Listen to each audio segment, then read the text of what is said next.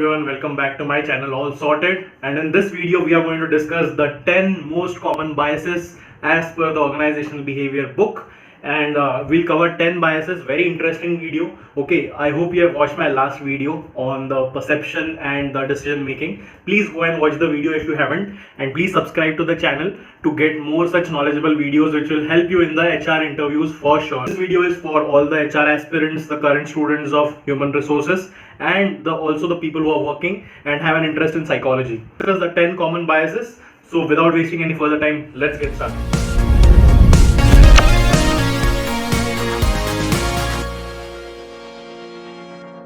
So the number one, first is the overconfidence bias.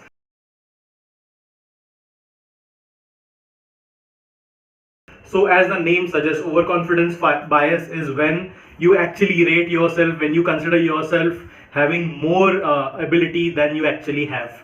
So here this false assessment of yourself. You're assessing yourself falsely that मैं तो कर दूंगा, I have that capability. Because you have less knowledge of the stuff, the thing becomes you are overconfident. You consider you are greater than facts.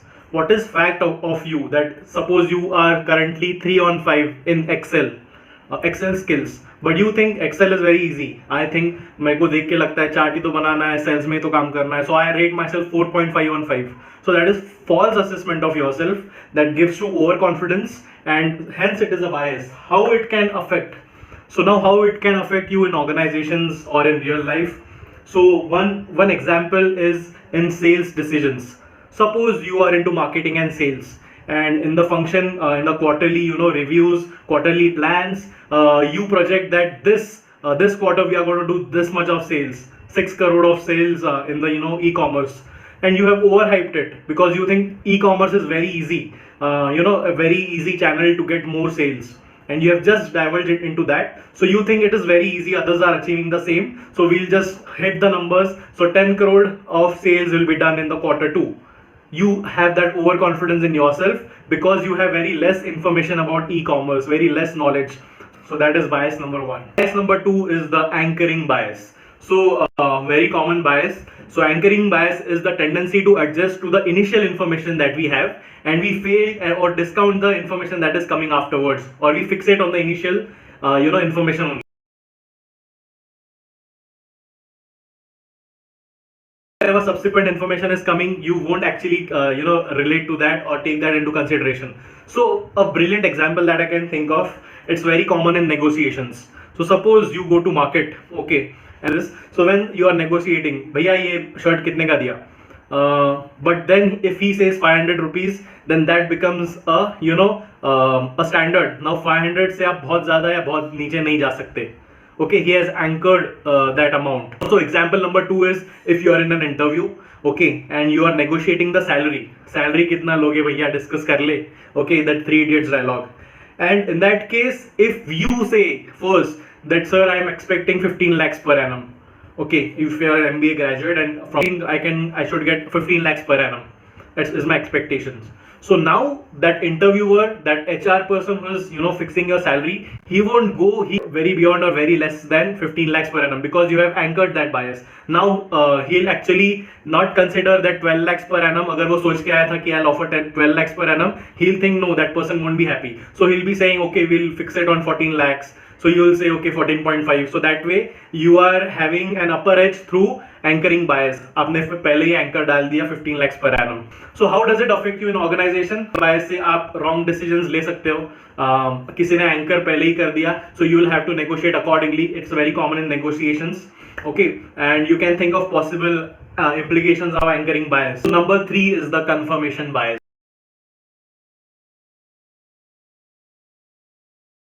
The most common bias. So here we seek information in line with our existing beliefs. Simple definition, we seek information that is in line with our existing beliefs. So if you are running your brain, you must be getting a lot of examples. Okay, basically it impacts a lot how we gather data. It impacts a lot on how we do research. If you have that confirmation bias, you won't be a good researcher. भूल जाओ, you won't be a rational person at all. Suppose take an example, if you are a hardcore right person and if you are a supporter of BJP, okay, BJP is the best, come what may. On social media, in news, in everything you'll seek information which is in line with your existing beliefs that BJP is good. You'll always search for information which says that BJP is doing so nice work, BJP is actually taking the economy upwards, BJP has done so much in such less time. Now information which is not in line with your beliefs, like BJP was not instrumental in the demonetization that they did, the GST implementation was so bad, there are so many bad things happening in the economy is going down when BJP came in power. You discount all such information, BJP is a Hindutva party. You know what is happening, you seek information, you actually also search for information which is in line with your beliefs. So इससे क्या होता है, confirmation होता है, you are confirming to your own initial beliefs. You do not actually be a rational person and neutrally आप दुनिया को नहीं देखते हो, आपने एक लेंस पहन लिया है कंफर्मेशन का. I believe that BJP is good, I believe that there is no global warming. Okay, there's another example popping up. Suppose you think there is no global warming, so you'll search for news which says that there is no climate change is a hoax, it's done by developed nations, and they have some conspiracy theories. So like Trump has a confirmation bias that there is no global warming, so he'll search for information which says there is no effect on the climate, and so and so and so, right? So this is a classic example of confirmation bias. They have that confirmation bias initially, they are so fixated on their initial beliefs that they always search for information to confirm their own beliefs and discard everything else. Suppose I am a manager and I am hiring some person, if I have to go to the college. So if I have the belief, if I have done my MBA from an IIM, okay, I'll have the belief that only students from IIMs are the smartest in the country. So this is my strong belief. Now if I have to convince the management that we should only go to the tier 1 IIMs and no other colleges, you will always search for information in your life also that IIMs are so good, IIM students have done so and so, IIM students are such good entrepreneurs, they are the brilliant cream of the mind, and every other information. Tier 2 colleges are doing so well, tier 2 colleges students are also capable to match with the IIM people, and they are somewhat also better. Other colleges are also good, NITIE, TIS, JBIMS. So if you have that confirmation, if you have that bias of belief that this is the only right thing, this is my belief, so you'll always search for information that confirms your initial belief. Number 4 is the availability bias.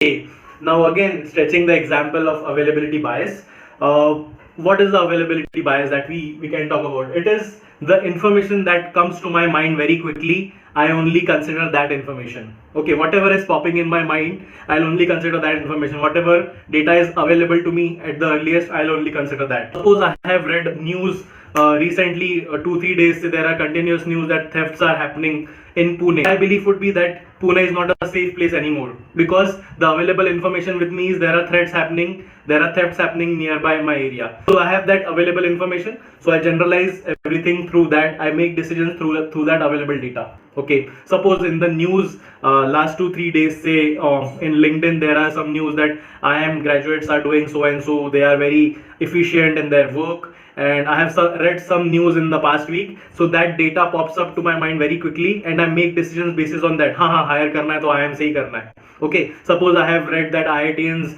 have very sharper brains, they are so innovative. Data is available to me because I have just read that news previous day. So now if there's some vacancy in my company, the first one I'll refer is IITian, IIM wala. So that is my availability bias. So I depend on the data that is available to me right now. You base your judgments on the information that is available to you right now, and you do not do any further research or think rationally. That's availability bias. Our 5th bias number 5 is very interesting. It's called escalation of commitment.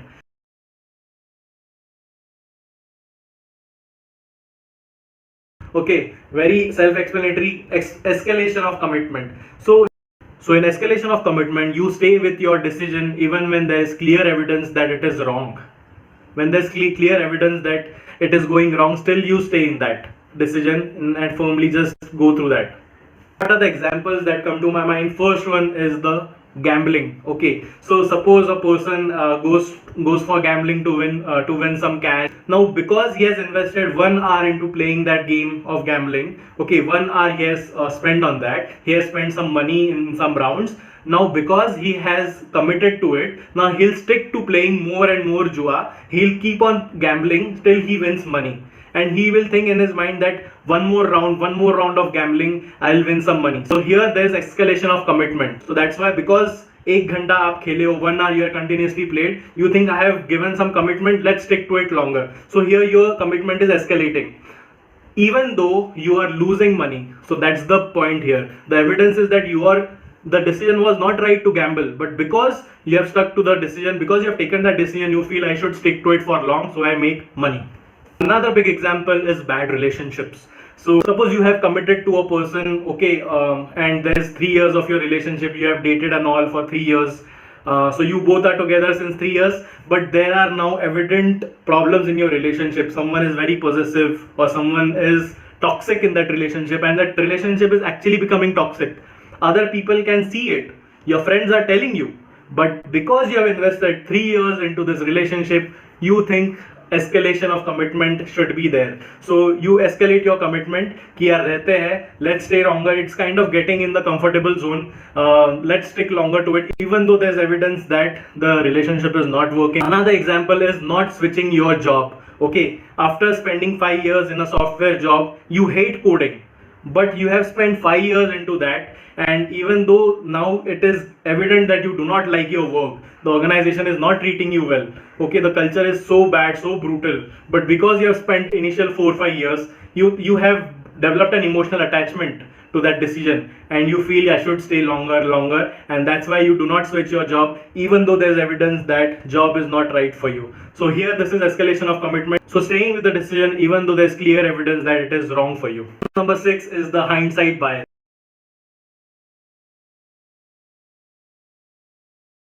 Okay, you all must have seen people you must have observed that मुझे तो पता था ये होने वाला है, मुझे पता था इंडिया हारने वाली है IPL, मुझे पता था ये होने वाला है, but after the outcome is there, then they tell you that they could have easily predicted what was the final result. After the outcome, you say that you could have predicted the outcome. After the outcome is already there, after you know that India has lost the match, you say that मुझे तो पता था India हारने वाली है. After you know that Sushant has committed suicide, you say that I already knew that Sushant is going to commit something from the past only, I was sure. But because you know the outcome, you say that you could have accurately predicted. This is called your hindsight bias. Why do we have hindsight bias? Okay, so it is basically a foreseeable world. You believe that the world is foreseeable. You believe that you can foresee events. मुझे पता है क्या होने वाला है. So we like to believe that we can predict the future, and somehow we already knew that this is going to happen. So hindsight bias can give you a false sense of superpower that you can predict outcomes. So in organizations, how it can hamper you. So suppose your sales did not do well, or suppose the strategy that you adopted for your sales during Diwali in the e-commerce did not work. So after the result that it did not work, the sales number were low, you say that I already knew this strategy is not going to work. You did not say anything while implementing the strategy, while working on it, but then you say to people, यार मुझे तो पता था ये होने वाला है, as if you have the superpower. So this is called the hindsight bias. Okay. After the outcome is there, you say that you could have easily predicted. So it gives a false sense of overconfidence also. So please avoid this hindsight bias. The 7th one is the halo effect.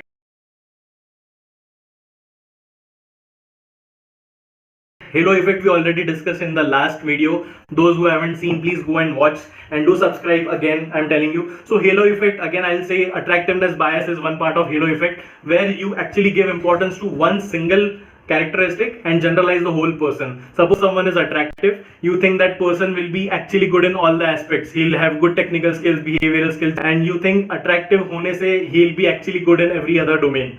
Okay, so we also saw how teachers give higher grades to students who look better. We also saw how teachers actually give better grades to students who are attractive, and in the online classes, when their physical presence is not there, the same students scored way below. This is called halo effect. It can be any one single characteristic that you amplify to generalize the whole person. Suppose in an interview, so halo effect can come in an interview also. Suppose in an interview there is some person coming, and in the initial 1 minute he introduces himself. You ask, tell me about yourself. He gives a brilliant answer to tell me about yourself in very fluent English he speaks. So you now judge the whole person because he's fluent in English, because he's given answer to this very well. He must have all the good qualities. He must be good technically. He must be good behaviorally. But you don't know he must have, rehearsed that answer 1,000 times. This is called halo effect. Now the eighth one is the self-serving bias. So self-serving bias already we have seen in the last video. When you are winning, you give importance to the internal influence, and when you lose, when you fail, you give importance to outside circumstances.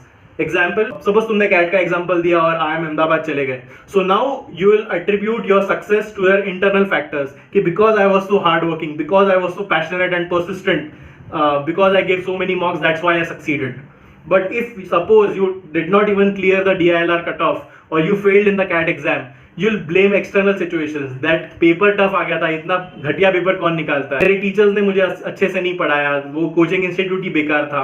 So now you're understanding, you are attributing your failures to external factors and your success to your internal factors. So point number 9, ninth bias is the Dunning-Krueger effect.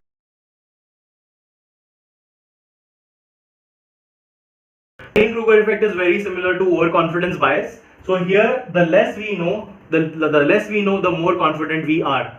It's very simple. The less we know about something, the more confident we are. Suppose you think that making this video, YouTube videos is very easy. From the outside, you do not know anything about what goes inside making a video. So you will be overconfident that ये तो बहुत simple चीज़ है. But the more you know that how painstakingly efforts are needed to make a good quality content.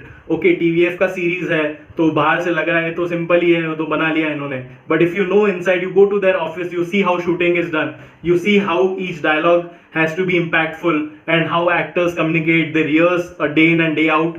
So then you'll realize your confidence will go low. The less knowledge you have about something, the more confident you are. This is called Dunning-Krueger effect. It gives a false sense of saying that we are smarter than others. So we are smarter. It gives a false sense of smartness. But the fact is you have less knowledge about that. That's why you think you're very smart. So that is the whole thing. So how this can affect in organizations?